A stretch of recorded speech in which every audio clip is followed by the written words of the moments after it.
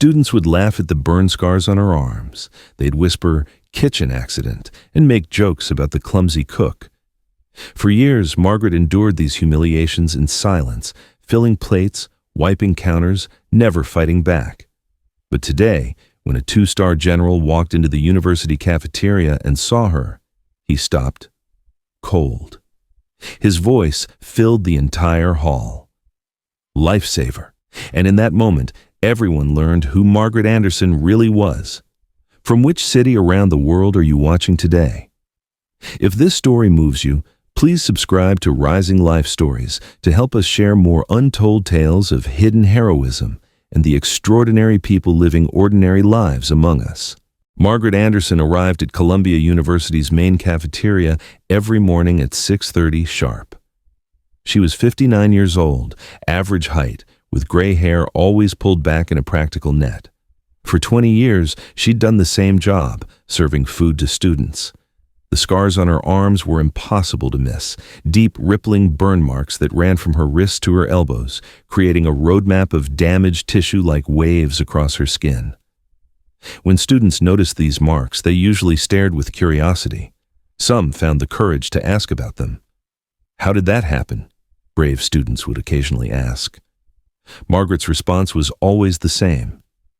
"Kitchen accident. I was careless when I was younger." It was simple, believable, and designed to discourage further questions. Most students accepted this explanation and moved on, but some were crueler. "Damn, what kitchen were you working in? Hell," they'd laugh behind her back. "Watch out, this lady can't even cook properly." Margaret heard every comment but never responded.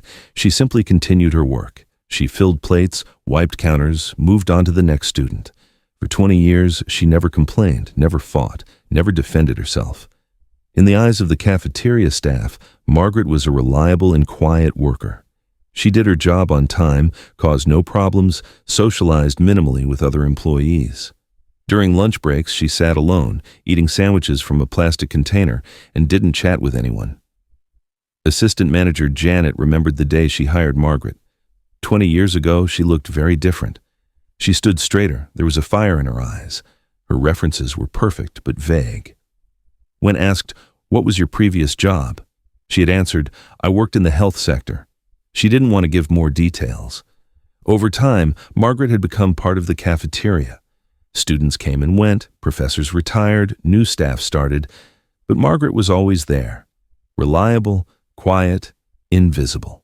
In the third week of the fall semester, a new group of freshmen had become regulars at the cafeteria. Among them, 3 students particularly stood out: Brad, Tyler, and Jessica. They were the type who thought they were funny, who entertained themselves with others' weaknesses. Brad first noticed Margaret's scars and whispered to his friends, "Wow, what war did this woman come from?" Tyler laughed. "Maybe the pasta water exploded." Jessica went even further. "Maybe she never knew how to cook. These burn marks are proof of that." These kinds of comments continued for weeks. Every lunch when they approached Margaret's counter, a new joke, a new mockery. Margaret never reacted, but other employees began to notice. "These kids are so rude," Cook Maria complained. "Do you see how they treat Margaret?" But Margaret didn't want them to intervene. "Never mind, Maria," she'd say. "They're just kids. They'll grow up." Actually, Margaret had encountered this kind of behavior before. People tended to target those who appeared vulnerable. The scars on her arms made her different, and difference sometimes triggered aggression. But there was something Margaret knew that the students could never guess. These scars were not signs of weakness, but marks of incredible courage. In 2003, Margaret Anderson served as head nurse at an American military hospital deployed in Iraq. Later, she was transferred to Afghanistan and worked at the field hospital at Bagram Air Base.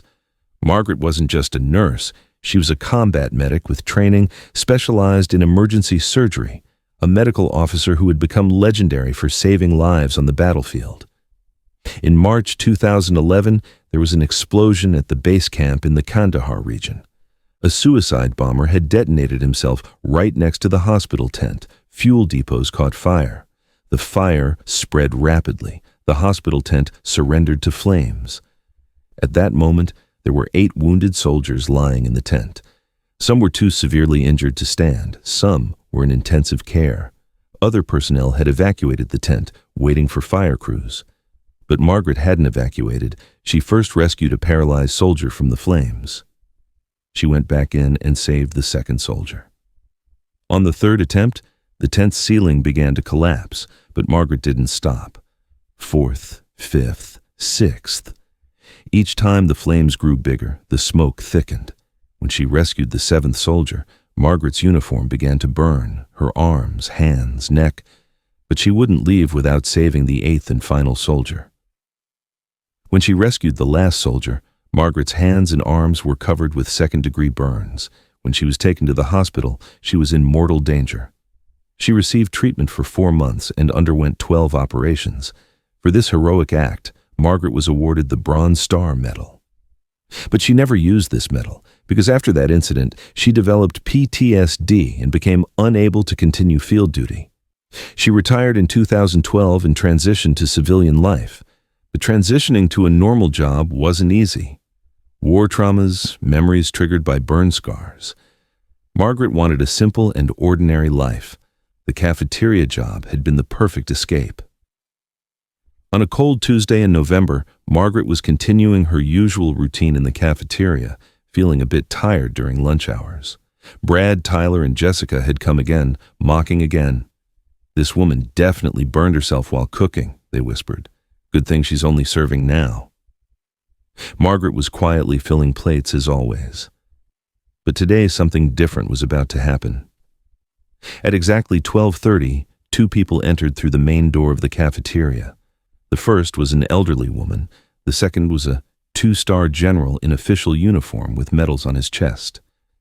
His military bearing, serious facial expression, and commanding presence that brought respect drew attention. General Robert Hayes had come to Columbia University for an official visit. The woman beside him was his daughter Sarah, who worked as a research assistant at the university. "Dad, this is our main cafeteria," Sarah said. "If you want, we can have lunch here." General Hayes nodded and headed to the counter to get food. Margaret was doing normal service at that moment, head down, focused on the counter. When the general approached the counter, Margaret raised her head and their eyes met. At that moment, time froze. General Hayes's eyes widened. His breath stopped. For several seconds, he couldn't find words. "Impossible," he murmured. Margaret had recognized him too. General Hayes was Colonel Hayes back then and was the base commander during the Kandahar incident. He had personally witnessed Margaret's life-saving operation. "Lifesaver!" shouted General Hayes, his voice loud enough to fill the entire cafeteria. "Major Margaret Anderson!" The cafeteria instantly fell silent. All students, professors, staff looked around trying to understand what was happening. Margaret's eyes filled with tears. After 20 years, someone was calling her by her real name. "Hello, Colonel," she said, trying to control her voice. "Sorry, General Hayes." The general walked around the counter and came to Margaret's side. He gave her an official military salute. "Major Anderson, the honor is mine," he said. Then, lowering his voice, he added, "Seeing you here?" "How?" Margaret smiled. "Long story, General." General Hayes noticed everyone around them. Hundreds of pairs of eyes were watching them. Especially those 3 students, Brad, Tyler, and Jessica, were staring in amazement. "Friends," said General Hayes, raising his voice, "you need to meet this woman. This is Major Margaret Anderson, the hero who saved 8 soldiers' lives from a burning hospital tent in Afghanistan in 2011. The cafeteria fell into terrifying silence. General Hayes continued, "Do you see those scars on her arms? Those aren't from a kitchen accident. Those are the honor marks of a hero who risked her own life to save others' lives." Brad's face turned white. Tyler was swallowing hard. Jessica couldn't take her eyes off Margaret. "Thanks to Major Anderson, 8 families sent their fathers, sons, husbands home," said the general. "This woman is a Bronze Star Medal holder, one of America's bravest soldiers." After the general's words, Margaret felt a bit uncomfortable. She didn't want this kind of attention. "General, please," she said in a low voice. "These things are in the past." "No, Major," said General Hayes decisively. "This should never stay in the past. People should know who you really are." Sarah Hayes, the general's daughter, was watching her father in amazement. "Dad, is this woman really a hero?" said the general. "We lost track of her after she retired a few years ago. We didn't know where she was." Margaret took a deep breath. She no longer had anything to hide. "After I retired, I wanted a peaceful life," she said. "Working here gives me peace." General Hayes looked around. He especially focused on Brad, Tyler, and Jessica, guessing how they had treated Margaret. "I hope they show you the respect you deserve here, Major." Margaret looked at the three students. She could see they were in shame.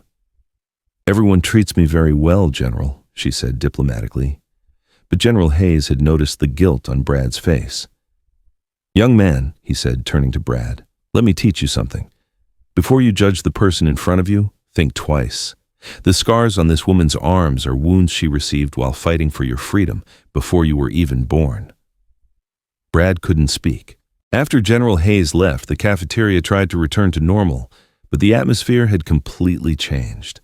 Everyone was looking at Margaret with different eyes. There was respect, amazement, and a bit of shame in those looks. After lunch ended, Brad, Tyler, and Jessica hesitantly approached Margaret. Brad's voice was trembling.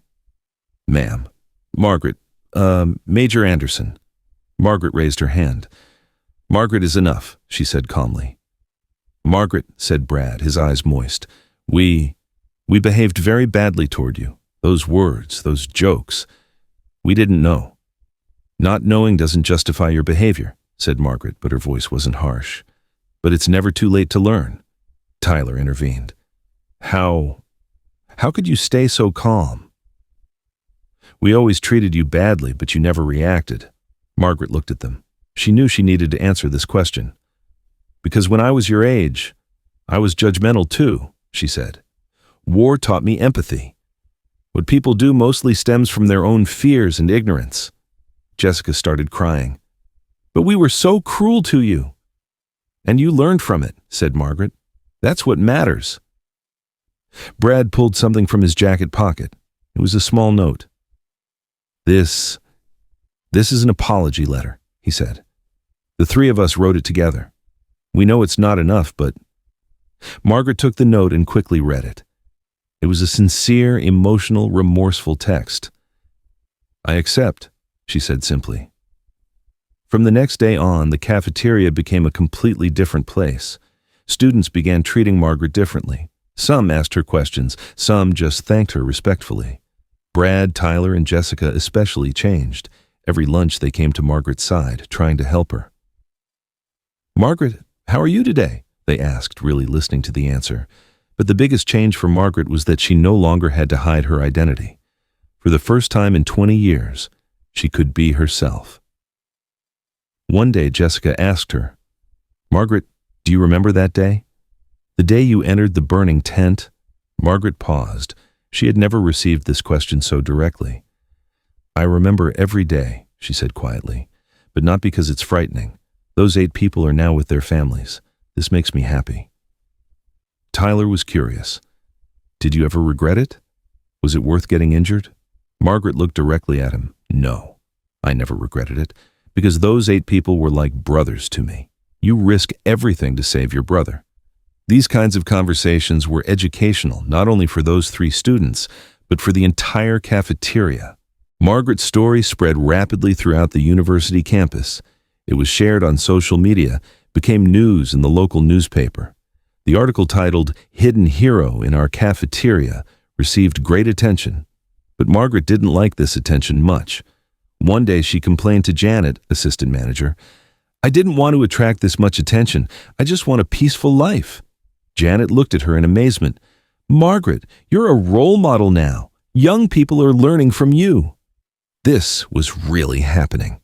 Many students on campus were affected by Margaret's story and began questioning their own behavior. Brad, Tyler, and Jessica especially showed change. They were telling Margaret's story to other students too, encouraging people to think before judging.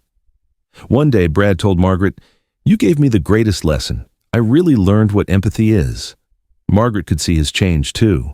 Brad was now approaching other people with more understanding, trying to help instead of mocking. You taught me something too, Brad," Margaret had said. "People can change. There's always hope." As months passed, Margaret began to reconcile with her own past too. She started talking about memories she had suppressed for years. One day, Jessica asked her, "Margaret, what was the hardest thing after the war?" Margaret thought for a long time. "Feeling useless," she finally said. "There I was saving people's lives. Here I was just serving food." "But you're still saving lives," Jessica said. "Maybe not physically, but you're teaching us empathy, respect, humility. This is also a kind of life-saving." This comment deeply affected Margaret. Maybe Jessica was right. Maybe her job here had value too. General Hayes visited again, this time with his daughter Sarah. They talked with Margaret for a long time. "Major, your being here is a blessing for these young people," the general said. "Even if you don't realize it, you're giving them valuable lessons every day." Margaret now saw herself differently, not just as a hidden hero, but as someone actively contributing to society. And so it was revealed that the burn scars on a cafeteria worker's arms were not just traces of the past, but symbols of courage and sacrifice. Margaret Anderson continued to give life lessons to people both on the battlefield and in daily life. Because real heroism shows itself not only in big moments, but also in ordinary moments of daily life. Sometimes the greatest lessons come from the most unexpected places. Have you ever thought about it? How many people around you are there, seemingly ordinary but actually carrying extraordinary stories? Maybe the person cleaning in the morning, maybe the waiter you meet at lunch, maybe that quiet woman working in the canteen. At Rising Life Stories, we illuminate these hidden stories. Because behind every person, there is an extraordinary story that needs to be heard. From which city are you watching today? Let us know in the comments. And if this story affected you, don't forget to subscribe, because we'll tell many more hidden hero stories.